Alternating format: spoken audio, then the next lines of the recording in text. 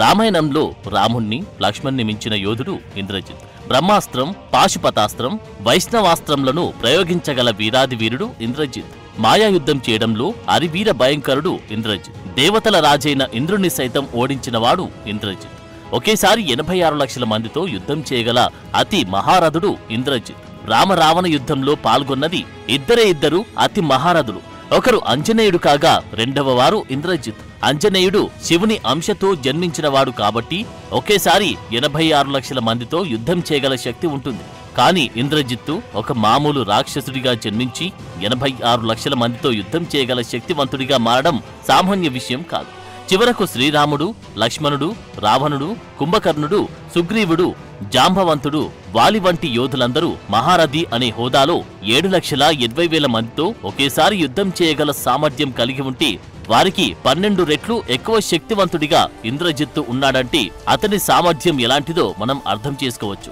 ఇంద్రజిత్తు లంకాధీసురుడైన రావణాసురుడు అతని భార్య మండోదరి యొక్క పెద్ద కుమారుడు. ఇతను జన్మించినప్పుడు ఆ బాలుడి కేక ఉరుములా వినిపించినందున అతనికి మేఘనాథ అని పేరు పెట్టారు. అదే ఇంద్రజిత్ అసలు పేరు. మేఘనాథుడు పుట్టబోతున్నప్పుడు రావణుడు తన కొడుకును ప్రపంచంలో ఎవరూ ఓడించకూడదని కోరుకున్నాడు. అంతేకాక పుట్టబోయే బాలుడు గొప్ప యోధుడు, జ్ఞానవంతుడు కావాలని కోరుకున్నాడు. రావణాసురుడు గొప్ప జ్యోతిష్యుడు, అందుకే ఇతన్ని రావణ బ్రహ్మ అని కూడా అంటారు. ఇతను తన కొడుకుని అమరుడిగా చేయడానికి గ్రహాలను, నక్షత్రాలను ఆదేశించి అన్ని ఉచ్చస్థితిలో ఉండేలా చూశాడు. రావణుడికి భయపడిన అన్ని గ్రహాలు అతని జాతకంలో 11వ ఇంట్లోకి చేరిపోయాయి. కాని ఒక శని మాత్రం రావణుడి ఆదేశాలను ధిక్కరించి మేఘనాథ జాతకంలో 12వ ఇంట్లో స్థిరపడ్డాడు. దీంతో ఆగ్రహించిన రావణుడు శనిని నిందించాడు. శని స్థితి కారణంగా రామరావణ యుద్ధంలో మేఘనాథుడు లక్ష్మణుడి చేతిలో మరణించవలసి వచ్చింది.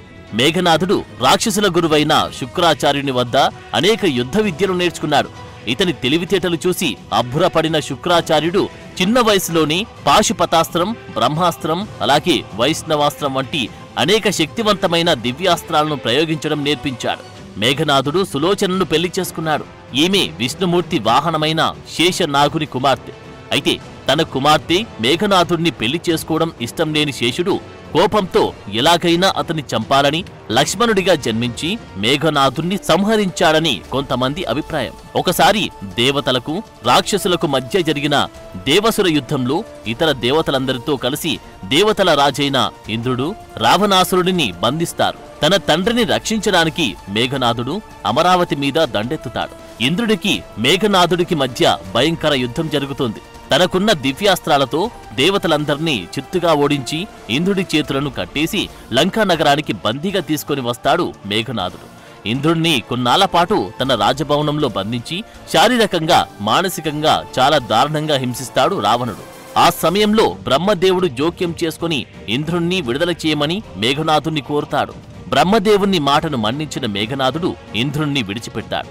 అందుకు సంతోషించిన బ్రహ్మ, నీవు ఇంద్రుణ్ణి జయించావు కాబట్టి ఈ రోజు నుండి ఇంద్రజిత్తుగా పిలువబడతావు అని చెప్పి ఏదైనా వరం కోరమనగా అప్పుడు ఇంద్రజిత్తు తనకు అమరత్వాన్ని ప్రసాదించమంటాడు. కాని బ్రహ్మ సంపూర్ణ అమరత్వం ప్రకృతి నియమానికి విరుద్ధమని చెప్పి బదులుగా అతనికి ప్రత్యంగిర లేదా నికుంభిల యజ్ఞం అంటే అగ్ని ఆరాధన మంత్రాన్ని ఉపదేశించి నీవు ఏ యుద్ధానికైనా వెళ్లే ముందు ఈ నికుంభిల యజ్ఞం చేస్తే యుద్ధంలో అజేయుడవైతావు.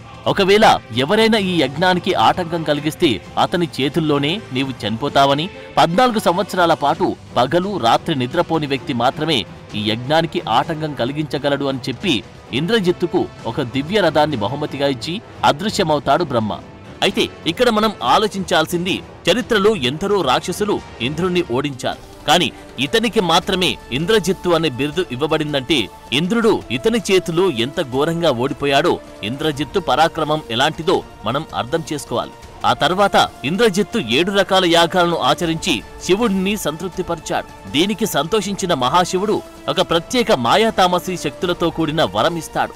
దీని ద్వారా అతను యుద్ధంలో ఒకచోట మాయమైపోయి మరోచోట ప్రత్యక్షమయ్యేవాడు. తనకు నచ్చిన రూపంలోకి మారిపోగల శక్తిని, అలాగే శత్రువుల కళ్లకు భ్రమ కల్పించి ఉన్నది లేనట్లు, లేనిది ఉన్నట్లుగా కనికట్టు చేసేవాడు. యుద్ధరంగంలో ఒకేసారి కొన్ని వేల మంది ఇంద్రజిత్తులు ఉన్నట్లుగా మాయోపాయం పన్నేవాడు. అంతేకాక అనేక రకాల క్షుద్ర విద్యలను, మాంత్రిక తంత్ర విద్యలను తన గురువైన శుక్రాచార్యుని దగ్గర నేర్చుకుని భూత ప్రేత పిశాచ గణాలను సైతం తన ఆధీనంలోకి తెచ్చుకున్నాడు. ఇలా దివ్యాస్త్రాలతో పాటు మాయోపాయ తాంత్రిక ప్రయోగాల్లో ఆరితేరి అతి భయంకర వీరుడిగా మారిపోయాడు ఇంద్రజిత్తు. తండ్రి రావణాసురుని సైతం మించిన యోధుడిగా తయారయ్యాడు. మొత్తం రామాయణ కాలంలో ఈ భూమి మీద ఇతన్ని మించిన తాంత్రిక విద్యలు తెలిసిన వారు ఎవరూ లేరంటే అతిశయోక్తి కాదు. ఇంద్రజిత్తుకు తన తండ్రి రావణుడంటే చాలా ఇష్టం. తండ్రి మాట జవదాటేవాడు కాదు. రావణుడు ఏ నిర్ణయం తీసుకున్నా దాన్ని మారు మాట్లాడకుండా అమలు చేసేవాడు. ఇటు రావణుడు కూడా తన కొడుకు ధైర్య సాహసాలకు ఎంతో పొంగిపోయేవాడు. ఒక కష్టమైన పనిని పూర్తి చేయవలసి వచ్చినప్పుడు దాన్ని నెరవేర్చమని ఇంద్రజిత్తుకు చెప్పేవాడు. కొడుకు తన పక్కన ఉన్నప్పుడు రావణుడు ఎంతో నిర్భయంగా ఉండేవాడు. ఇంద్రజిత్తు తన తల్లి మండోదరి పట్ల కూడా ఎంతో ప్రేమగా ఉండేవాడు. అంతేకాక ఇంద్రజిత్తుకు తన భార్య సులోచన అంటే చాలా ఇష్టం. ఆ కాలంలో ఎంతో మంది రాకుమారులు 5-6 పెళ్లిళ్లు చేసుకుంటున్నా ఇతను మాత్రం జీవితం చివరి వరకు ఏకపత్ని వృతుడుగానే ఉన్నాడు. సులోచనను తప్ప వేరే ఆడదాని వైపు కన్నెత్తి చూసేవాడు కాదు. కాలగమనంలో రావణాసురుడు సీతాదేవిని లంకానగరానికి అపహరించి తీసుకువస్తాడు. సీతాదేవిని వెతకడానికి శ్రీరాముడు ఆంజనేయుణ్ణి పంపగా హనుమంతుడు లంకను చేరి అశోక వాటికలో సీతమ్మను చూసి కోపంతో లంకా నగరాన్ని దహనం చేస్తాడు. అప్పుడు ఎంతో మంది రావణ సైన్యం వచ్చినా ఆంజనేయుడిని నిలువరించలేకపోతారు. చివరకు ఇంద్రజిత్తు వచ్చి ఆంజనేయుడితో యుద్ధం చేస్తాడు. వీరిద్దరూ అతి మహారథులు, సమఉజ్జీలు.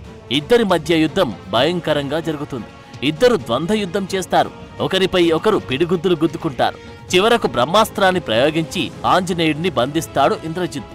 రావణుడి వద్దకు ఆంజనేయుడిని తరలిస్తూ ఉండగా మార్గ మధ్యలో సైనికులు చేసిన మూర్ఖమైన పని కారణంగా హనుమంతుడు తప్పించుకొని శ్రీరాముడి వద్దకు చేరి సీత లంకలో ఉందని చెబుతాడు. సముద్రంపై నీలుని సారథ్యంలో వారధి నిర్మించిన రాముడు లంకను చేరి సీతను అప్పగించమని అంగదుడితో రావణుడి వద్దకు రాయబారం పంపుతాడు. అప్పుడు రావణుడి సోదరుడైన విభీషణుడు యుద్ధం వద్దు, సీతను రాముడికి అప్పగించి శరణు కోరమని రావణుడికి చెప్పగా విభీషణ్ణి తిట్టి లంకానగరం నుండి వెలివేస్తాడు రావణుడు. యుద్ధం అనివార్యమవుతుంది. విభీషణుడు రాముడిని శరణు వేడుకొని సుగ్రీవుని సైన్యంలో చేరుతాడు. తండ్రి రావణుడి మాటను జవదాటని ఇంద్రజిత్తు తన రాక్షస సైన్యంతో రాముడిపై యుద్ధానికి దిగుతాడు. రామరావణ యుద్ధం మొదటి రోజు ఇంద్రజిత్తు తన రథంపై యుద్ధరంగానికి చేరి వానర సైన్యంపై బాణాల వర్షం కురిపిస్తాడు. ఎంతో మంది వానర వీరులను దారుణంగా సంహరిస్తాడు. ఇంద్రజిత్తును అంగదుడు ఎదుర్కొంటాడు. వీరిద్దరి మధ్య భయంకర యుద్ధం జరుగుతోంది. అంగదుడు ఇంద్రజిత్తు రథంపైకి దూకి అతని గుర్రాలను, రథసారథిని చంపుతాడు. ఇంద్రజిత్తును కూడా చంపబోతాడు. అప్పుడు ఇంద్రజిత్తు మాయమైపోయి మేఘాల్లోకి వెళ్తాడు. అక్కడి నుండి అంగదుడిపై దివ్యాస్త్రాలు సంధించి అతన్ని తీవ్రంగా గాయపరుస్తాడు. తర్వాత రాముడు లక్ష్మణులతో యుద్ధం చేస్తాడు ఇంద్రజిత్తు. అప్పుడు మాయాసీతను సృష్టించి ఆమె గొంతు కోస్తాడు ఇంద్రజిత్తు. అది చూసిన రాముడు నిజంగానే సీత చనిపోయిందని బాధపడతాడు. అప్పుడు విభీషణుడు, రామచంద్ర, నీవు బాధపడకు, ఇదంతా ఇంద్రజిత్తు చేసిన మాయ, నిజానికి సీతకు ఏమీ కాలేదు అని చెప్పి రాముడిని యుద్ధానికి సిద్ధం చేస్తాడు. రాముడికి ఇంద్రజిత్తుకు మధ్య భయంకర యుద్ధం జరుగుతోంది. ఇద్దరూ ఒకరిపై ఒకరు అనేక దివ్యాస్త్రాలు సంధించుకుంటారు. ఇంద్రజిత్తు వేగం, నేర్పు చూసి శ్రీరాముడు సైతం ఆశ్చర్యపోతాడు. ఇంద్రజిత్తు కొద్దిసేపు భూమి మీద యుద్ధం చేస్తాడు. వెంటనే మాయమయ్యి మేఘాల్లోకి వెళ్లి అక్కడి నుండి ఆయుధాలు ప్రయోగిస్తాడు. క్షణానికి మాయమైపోతూ యుద్ధరంగమంతా తిరుగుతూ వానర సైన్యంపై బాణవర్షం కురిపిస్తాడు. శక్తివంతమైన నాగాస్త్రంతో రామ లక్ష్మణులను వివశులను చేస్తాడు. తర్వాత వారి దేహంపై ప్రతి అంగుళాన్ని అనేక బాణాలతో తీవ్రంగా గాయపరుస్తాడు. ఆ తర్వాత వానర సేనపై శక్తివంతమైన బాణాలతో దాడి చేస్తాడు. వానర వీరులందరూ ఇంద్రజిత్తు బాణాలతో భయపడి యుద్ధరంగం వదిలి ఆహాకారాలు చేస్తూ పరుగులు తీస్తారు. ఆ నాగాస్త్ర బంధాలను తప్పుకోవడం ఎవరి వల్ల కాదని విజయ గర్వంతో ఇంద్రజిత్తు తన తండ్రి రావణుడి వద్దకు వెళ్లి తాను రామలక్ష్మణులను చంపి వానర సేనను నిర్వీర్యం చేశానని చెబుతాడు. రావణుడు ఆనందించి ఆ రాఘవుల మృతదేహాలను సీతకు చూపమని ఆదేశిస్తాడు. పుష్పక విమానంపై సీతను తెచ్చి ఆ దృశ్యం చూపగా ఆమె విలిపించసాగింది. రామలక్ష్మణులు కేవలం స్పృహ తప్పారని, త్వరలో కోలుకుంటారని చెప్పి త్రిజట సీతను ఊరడిస్తుంది. భయభీతులైన వానరులంతా రామలక్ష్మణుల చుట్టూ కూర్చొని దుఃఖించసాగారు. ఆ తర్వాత అక్కడకు గరుత్మంతుడు తన రెక్కలతో మహాప్రభంజనంలా వస్తాడు. గరుత్మంతుడు తన 2 చేతులతో రామలక్ష్మణుల శరీరాన్నంతా నిమురుతాడు. వెంటనే వారి గాయాలు మాయమై వారికి మునుపటి కంటే ఎక్కువ తేజస్సు, బలం సమకూరుతాయి. వారిని కౌగలించుకున్న గరుత్మంతుడు, రామా, నువ్వు లంకను నాశనం చేసి రావణుని చంపి సీతను పొందడం తథ్యమని చెప్పి రామలక్ష్మణులకు ప్రదక్షిణం చేసి ఆకాశానికి ఎగిరిపోతాడు. రామలక్ష్మణులు ఇద్దరూ రక్షించబడ్డారని తెలుసుకున్న ఇంద్రజిత్తు ఈ రోజు ఎలాగైనా వారిద్దరిలో ఒకరిని ఖచ్చితంగా చంపుతానని ప్రతిజ్ఞ చేస్తాడు. యుద్ధం ప్రారంభమవగానే అతను సుగ్రీవుని సైన్యాన్ని నాశనం చేయడానికి అనేక బాణాలను ప్రయోగిస్తాడు. అప్పుడు లక్ష్మణుడు అతన్ని ఎదుర్కొంటాడు. ఇంద్రజిత్తుకి లక్ష్మణుడికి మధ్య భయంకర యుద్ధం జరుగుతుంది. ఇద్దరూ ఒకరిపై ఒకరు అనేక దివ్యాస్త్రాలు సంధించుకుంటారు. ఇద్దరూ ఒకరికి ఒకరు తగ్గకుండా యుద్ధం చేస్తారు. ఇంద్రజిత్తు తన మంత్రశక్తులను ఉపయోగించి ఆకాశంలోకి మెరుపులా దూసుకుపోతాడు. లక్ష్మణుడి కంటికి కనిపించకుండా మాయ యుద్ధం చేస్తూ లక్ష్మణుడిపై అనేక బాణాలను ప్రయోగిస్తాడు. చివరగా ప్రంఘటిత శక్తిని ప్రయోగిస్తాడు. ఆ శక్తి దాటికి లక్ష్మణుడు యుద్ధరంగంలో నిలువునా కూలిపోతాడు. రేపటి సూర్యోదయం వరకు లక్ష్మణుడు తప్పక మరణిస్తాడని అనుకున్న ఇంద్రజిత్తు సింహదానం చేసి విజయోత్సవంతో లంకకి తిరిగి వెళ్తాడు. లక్ష్మణుడిని బ్రతికించడానికి జాంబవంతుడు హిమాలయ పర్వతం మధ్యలో ఉన్న ఔషధీ పర్వతం మీద ఉన్న మృత సంజీవని, విశల్యకరణి, సౌవర్ణకరణి, సంధానకరణి అని ఔషధాలను తీసుకురమ్మని హనుమంతుణ్ణి కోరతాడు. అప్పుడు ఆంజనేయుడు హిమాలయాకు లంఘించి అక్కడ ఏవి మృత సంజీవని మూలికలో అర్థం కాక ద్రోణగిరి పర్వతం మొత్తాన్ని పెకలించి రాత్రిపూట లంకకు తీసుకువచ్చి లక్ష్మణుణ్ణి బ్రతికిస్తాడు. లక్ష్మణుడు మళ్లీ బ్రతికాడని తెలుసుకున్న ఇంద్రజిత్తు అతన్ని చంపి యుద్ధరంగంలో తను అజేయుడిగా ఉండడానికి నికుంభిల యాగం చేయడానికి వెళ్తాడు. అతని చుట్టూ రాక్షసులు వ్యూహం తీరి కవచంలా ఉంటారు. ఇంద్రజిత్తు చేసి నికుంభిల యాగానికి ఎవరు భంగం కలిగిస్తారో వారి చేతుల్లోనే ఇంద్రజిత్తుకు చావు రాసిపెట్టి ఉందని విభీషణుడు రాముడికి చెబుతాడు.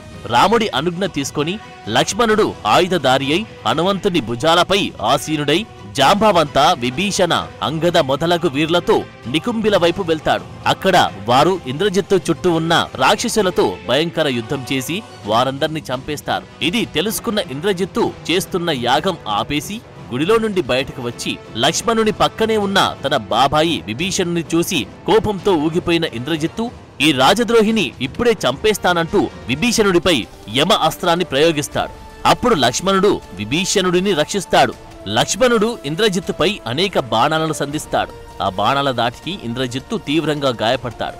ఇంద్రజిత్తుకు మాయమైపోయే సమయం కూడా ఇవ్వకుండా లక్ష్మణుడు చాలా తెలివిగా అనేక దివ్యాస్త్రాలను సంధిస్తాడు.